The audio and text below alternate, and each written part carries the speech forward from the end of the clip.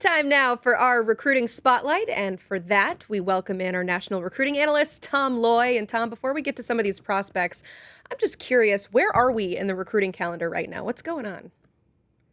Well, we're essentially in the quiet period. So guys are taking visits. Coaches are not on the road because obviously spring practice is starting right now. So if you look around the country, you see a lot of guys taking visits to schools, getting to know these coaches a little better, and getting familiar with the schools that they want to eventually take official visits to, which will start in April and then kind of move into the summer months. And a lot of these guys are going to end up making commitments in that April, May, June, July, August time period, and then obviously focus on their junior, senior seasons and things like that. Gotcha. So we'll have to stay tuned for some of those commitments coming later in this spring. But for today, we have some headlines involving some fringe five-stars. So let's start things off with the number one prospect in the state of Alabama, wide receiver Cederian Morgan. He has lots of offers and lots of visits scheduled. But Tom, you have a crystal ball in for him to land in his home state school of Alabama. Why? Yeah, I think at this point you really have two tiers, and I still like Alabama above the rest. You got Alabama, Auburn, and Florida in that top tier. Georgia, Clemson, Colorado right after that. This one's kind of gone back and forth between Alabama and Auburn. I expect them to stay home with the Crimson Tide, at least as it stands today.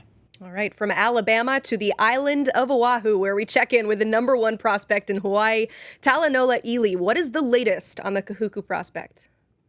I mean, I just mentioned two tiers. I got three tiers when it comes to Talanoa Ili. Now, I have a crystal ball pick in for Oregon.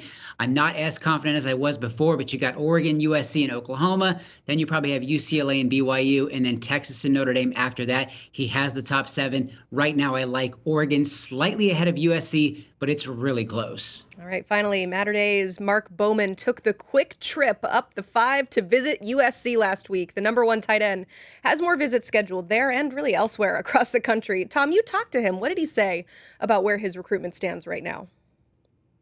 Look, Mark is a guy I've gotten to know really, really well over the last year or so, back when he was a 2027 kid, reclassified to 2026. There's really 6 schools to keep an eye on. You got Georgia, Oregon, Texas, USC, Alabama, and Miami. I mean, he's kind of all over the place, not in the sense of like he doesn't really know where he's going to go and what he's going to do, but he's got to take a lot of unofficial visits. He's got to take some official visits. So long way to go with his process. And look, he is one of the most coveted prospects in the country. He has the luxury to take his time. He is going to be a take for all of these schools whenever the time comes that he wants to make that final decision. He said he's all over the place in terms of interest and not quite ready to make that decision. But as of where we stand right now on March 18th, what is your gut telling you about a favorite for him? Look, this kid grew up around the Texas football program, his family, a bunch of Longhorn fans there. So I'm going to continue to give Texas a slight edge over Georgia, but there's another team making a charge, and it's right in his backyard. It's the USC Trojans. So I think that they're surging up his leaderboard. But again, right now, I'm going to give the Longhorns a slight edge over Georgia, USC, and the field. You mentioned that you've developed a personal relationship with him. You've gotten to know him over the last few months. You've also seen him perform at various camps. So what have you seen from him as a prospect?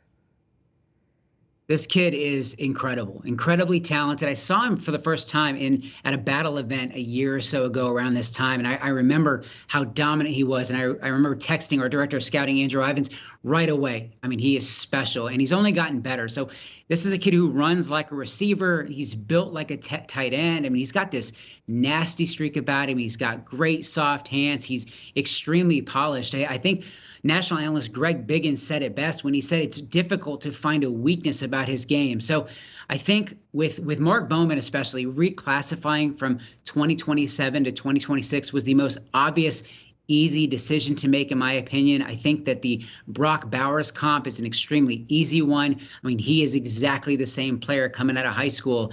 He's about as complete a tight end as you'll find in the entire country. A coaching friend called him the best tight end in the country, regardless of class. And after seeing him, after getting to know him, I think he was exactly right.